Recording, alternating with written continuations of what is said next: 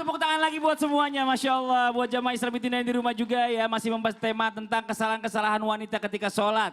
Nah sekarang kita lanjut lagi, kita panggil guru kita Ustadz Syam lagi. Tepuk tangan buat Ustadz Syam. Ya. Wah Ustadz Syam izin nih, ada barang nih. Ya ini barangnya memang setiap hari dipakai buat sholat, contoh mukena. Tapi udah rusak nih, serba salah dia kalau dikasih ke orang lain. Orang takutnya tersinggung, kalau dibuang takut dosa. Terus gimana nih, apa sebaiknya harus kita lakukan buat para wanita nih? Mohon izin penjelasannya silakan. Fadhal Ustadz Syam. Bismillahirrahmanirrahim. Tabi guru Ustadz Maulana Ustadz Zanada Mas Fadli, jamaah di studio, jamaah di rumah. Al-Quran surah Ali Imran ayat 92. A'udzu billahi minasy syaithanir rajim.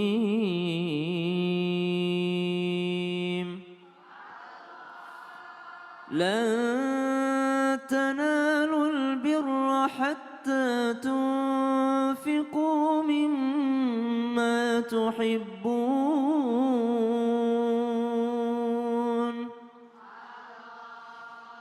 wa ma tunfiqu min syai'in fa innallaha bihi alim.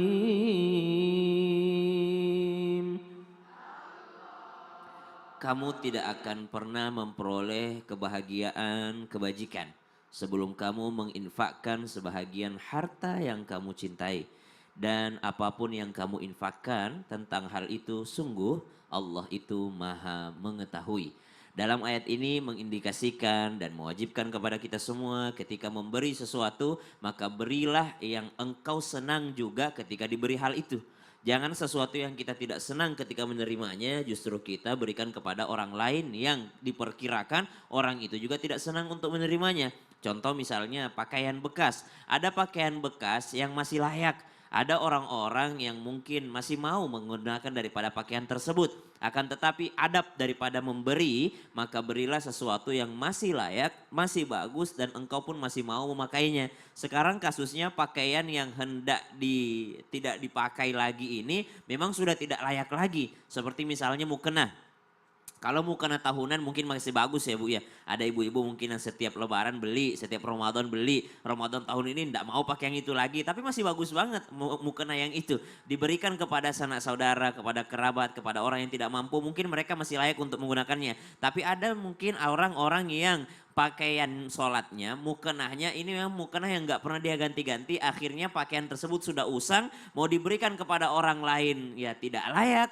Mau dibuang juga tidak, takut dosa gitu ya. Lalu apa yang harus dilakukan? Maka jawabannya yang pertama, membuang pakaian yang sudah tidak layak, baik itu pakaian sholat ataupun bukan pakaian sholat, tidak berdosa. Itu saja yang pertama dulu, tidak berdosa. Cuma ada perasaan dalam hati, aduh ya Allah ini kan saya pakai sujud, ini kan saya, contoh misalnya sejadah Bu, sejadah udah jelek sejadahnya, udah misalnya sobek atau apapun itu, mau dijadiin kain lap, ini kan dipakai sujud gitu kan, mana mungkin jadi lap gitu. Lalu apa yang harus dilakukan dengan mukenah tersebut? Maka jikalau mukenahnya bernoda, maka bersihin dulu, bersih sebersih-bersihnya. Yang kedua, kalau tidak bisa dikasih kepada orang lain, maka taruh di rumah. Lalu harus dimanfaatkan seperti apa mukena tersebut? Maka boleh untuk menggunting-guntingnya. Meskipun kalau dibuang tidak berdosa. Kalau dibuang tidak berdosa. Sekali lagi, boleh untuk mengguntingnya. Lalu sampai tidak berbentuk mukenah lagi. Lalu dipergunakan dengan hal yang bermanfaat lainnya. Misal ada biasanya orang-orang yang mengepul kainnya doang. Ya, dikasih kepada tukang kain misalnya. Atau misalnya kainnya ini bisa digunakan untuk lap. Kan udah nggak bentuk mukenah lagi. Atau dipergunakan untuk alas bantal, atau dipergunakan untuk hal yang lainnya selama hal tersebut masih bermanfaat meskipun dibuangnya pun tidak berdosa. Yang tidak boleh itu dibakar. Jangan sampai kita membakar sesuatu yang pernah kita gunakan untuk beribadah. Misalnya mukenahnya dibakar atau sejadahnya dibakar ya. Jangan sampai kita membakar hal-hal tersebut. Kenapa? Karena pernah menjadi fasilitas kita untuk beribadah kepada Allah Subhanahu wa Ta'ala. Maka hukum membuang pakaian bekas yang sudah tidak layak pakai, hukumnya boleh. Cuma karena perasaan gak enak, maka silahkan dimanfaatkan sebisa mungkin. Bisa jadi kerajinan, bisa jadi atau kain perca kaca tadi bisa I can dimanfaatin percaya. juga yang lain. Betul, Iya gitu ya. Syam. Makasih banyak Ustadz Sama-sama, Syam. Mas Tepuk Fadli. tangan buat Ustadz Syam. Sekarang kita lanjut lagi, kita mau kasih kesempatan lagi sama jamaah di studio mewakili di rumah untuk tanya jawab sama guru-guru kita. Tapi sebelumnya kita kembali dulu ke segmen Tanya Dong Ustadz. Kami semua tanya dong Ustadz. Oke, sekarang kita kasih kesempatan lagi yang mau nanya boleh silakan angkat tangannya. Ayo Ibu. Gantian Ibu ya, sekarang sebelah sini dulu deh. Ini kita urutin dari paling bawah dulu coba. Mohon izin Ibu silakan. Bismillahirrahmanirrahim. Assalamualaikum warahmatullahi wabarakatuh. Waalaikumsalam warahmatullahi wabarakatuh. Tanya dong Ustadz, Boleh Ibu. mau tanya nih ke Ustadz Maulana. Oh boleh. Ibu nyari yang sepantar ya Bu ya. Iya. Sini Ustaz, sini dekat saya. Pas banget kata temennya. Apakah Silakan.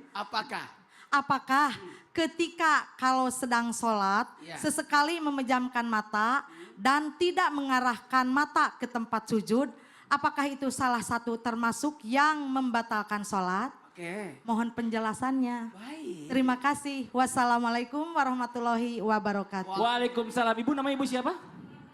Bu Entin, tuh sama Entin 2 yang ini. Silakan dijawab.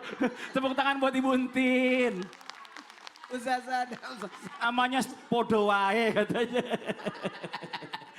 Terima kasih banyak kepada semuanya yang ikut Islam Tindak termasuk yang di rumah.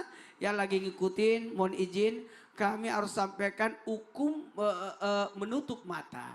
Sebenarnya boleh-boleh saja. Tapi akan berubah hukumnya jikalau satu, wajib dia tutup matanya. Kok wajib? Kalau ada aurat terbuka di depan. Orangnya siapa itu? Gak tahu lah. Kan kadang-kadang ada orang sujud di situ maaf. Ya, jadi kelihatan. Suka merhatiin Ustaz ya. Jadi boleh menutup mata jikalau ada aurat terbuka. Ya, sehingga kita bisa melihat. Yang kedua, hukumnya sunnah. Sunnah justru berpahala kalau ada gangguan. Contoh, orang salat di depan kita itu bajunya ada tulisannya. Sehingga kita baca. Jagalah kebersihan. Jagalah kebersihan. Atau lagi kampanye sekarang, baju partai dibawa, coblos lah, dia baca semua itu. Jadi sebaiknya jangan membawa baju yang bertulis, ada tulisan belakang. Karena itu mengganggu juga.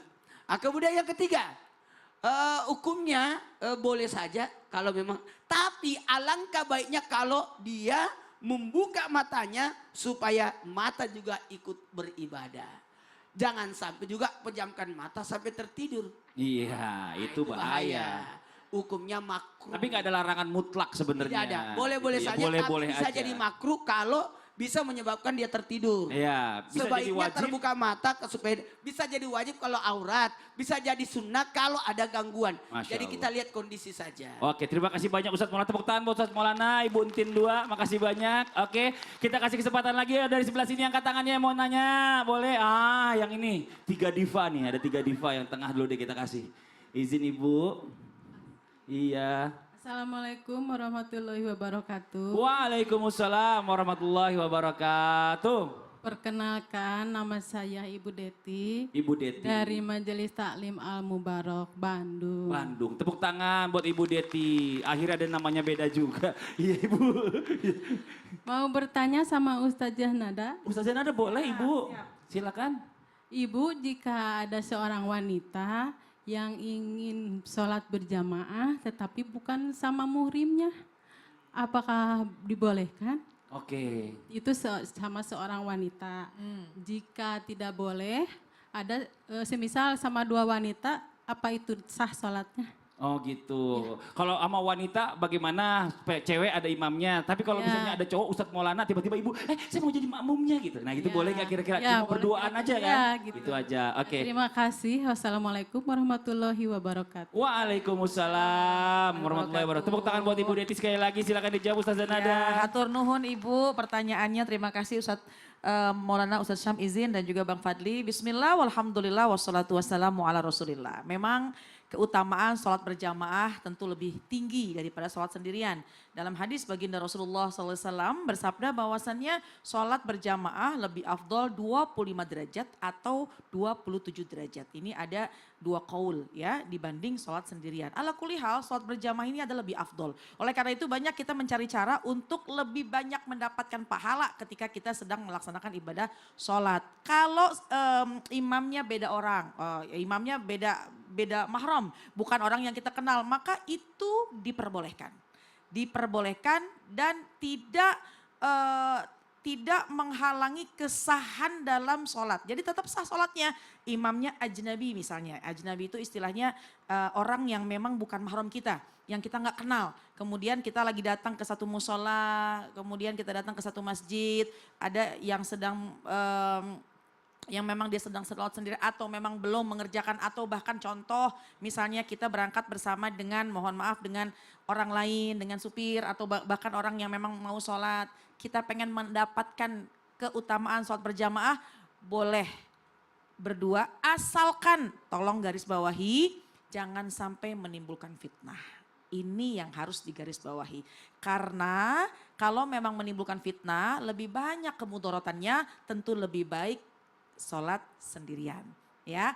Nah memang kan kalau laki-laki itu lebih afdol sholat di masjid.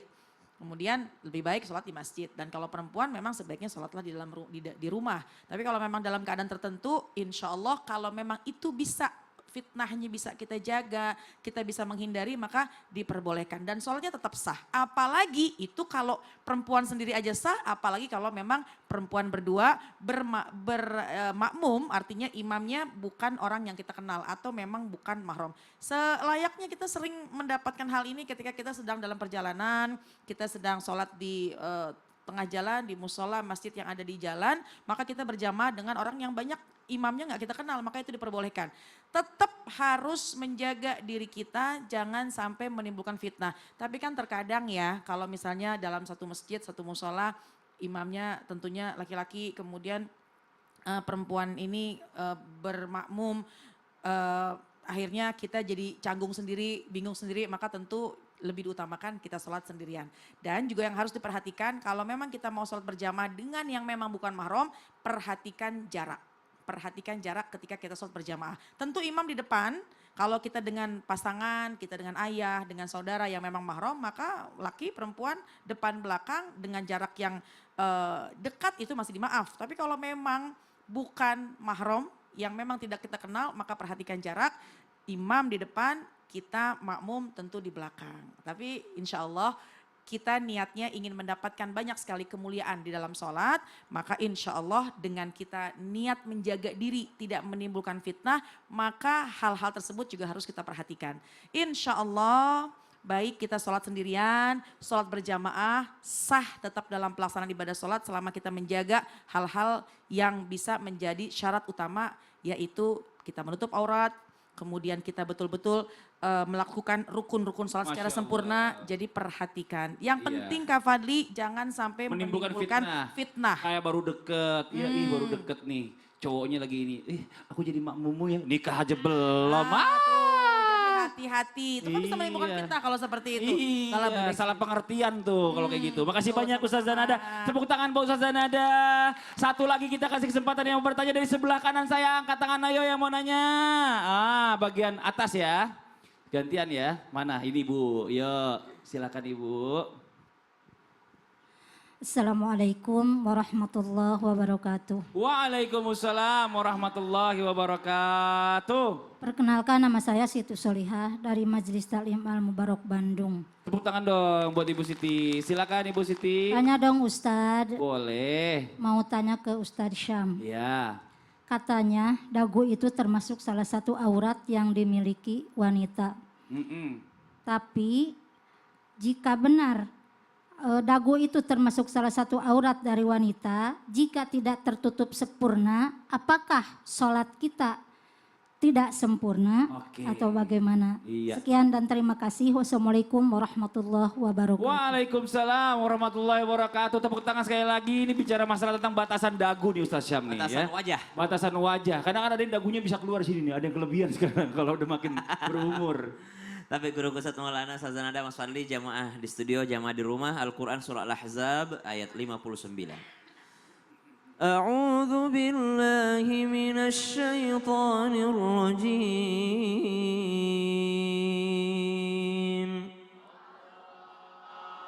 Ya ayyuhan nabiyyu qul li azwajika wa banatika wa nisa'il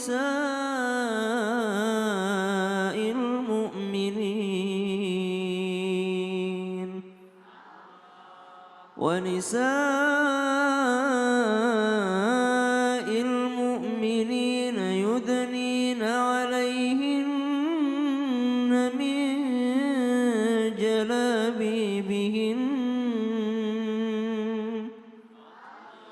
ذلك أدنى أن يعرفن فلا يؤذين وكان الله غفورا رحيما.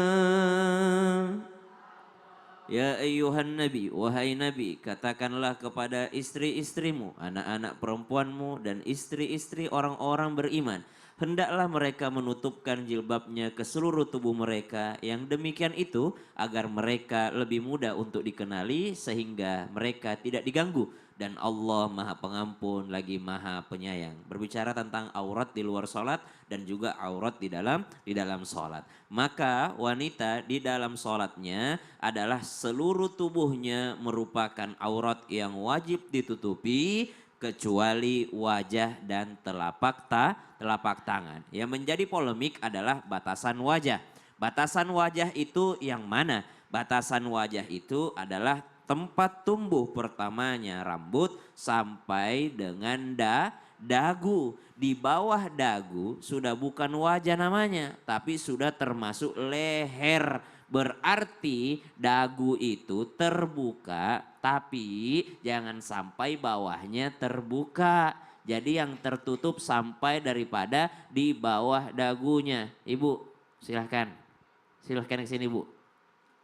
Saya perhatiin ibu ini yang termasuk tertutup daripada bawah dagunya. Jadi posisi daripada mukenahnya boleh seperti ibu ini. Ibu ini ternyata tertutup juga rahang sampingnya. Coba kita lihat. Jadi ada rahang yang di samping. Bagaimana dengan rahang yang di samping? Rahang yang di samping itu termasuk daripada wajah. Cuman kalau rahang yang di samping terbuka, maka terbuka juga lehernya. Maka ketika dalam sholat tidak mengapa ketika rahangnya tertutup, disebabkan kalau dibuka malah bisa kelihatan di bawah dagunya.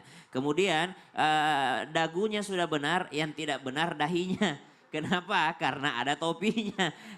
Kalau sujud maka ketutupanlah dahinya. Jadi yang benar di bawah harusnya mukenah kita, yang di bawah lebih naik, yang di atas lebih ke atas. Kenapa? Supaya yang ini aman menyentuh tempat sujud, yang ini tertutup. Dan tertutupnya dari mana? Tertutup dari arah samping, dari arah depan, dari arah atas. Kalau orangnya udah mulai gemuk, lehernya kan ada dua. Itu double chin. Maka ini double chin. Yang kedua Ditutup. ini termasuk daripada Leher. aurat, termasuk Bu. daripada leher. Bu, kelihatan Bu, kita lagi ya.